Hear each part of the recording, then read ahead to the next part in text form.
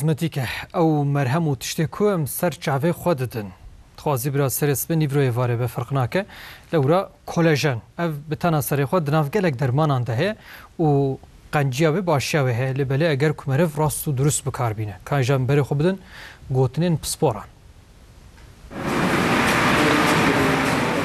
بهز هاي للعين خلقوا لرجاي السوشيال ميديا بو كريني برهمي تاودري بيست بنماي كولاجين بيتن كلا بنماي كولاجين درست كراوا لسر انترنتي ركلام كولاجين هن جلكن قي داكرن البرهم انسان جيوانو وخوشك دكه جبور بور انسان و چرم انسان باشه ليبل بسپور شاردكن او دبیجن حتی دکتر tavsiye nekin dibe neyim bu karanın. پسپور دبیجن کلاژن ندرمانن حتی کوهن نزانبن باندوراوی چیه دوی بکار نین.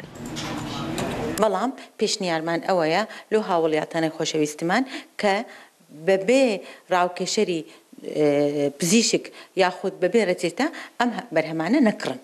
28 حب جورین کلاژنان هنه و فایده نوی گلک. فایده کی زوری هیا.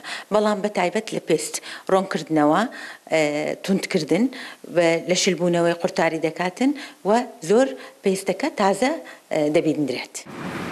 پشتی امریکی کلاژنین لاشه مروان کم دبن و جبرویشی دوی بین تقویه کرد. 30 سال دست پیدا کرد با کم کردنوا للجدا. بوی پیوندی برهمی کلاجینی تدابی آیا لخواردن یاخد لمواد طبی یاخد لعلاج کلاجینی ابی با سپورت ورگرین بو لشمان. کشاندنا جغاره و کمبونا ویتامینا ج سدمین کمبونا کلاژنان. او دلاشی کسین کل بر داوی پرتمینن دجی کلاژن کم دبه.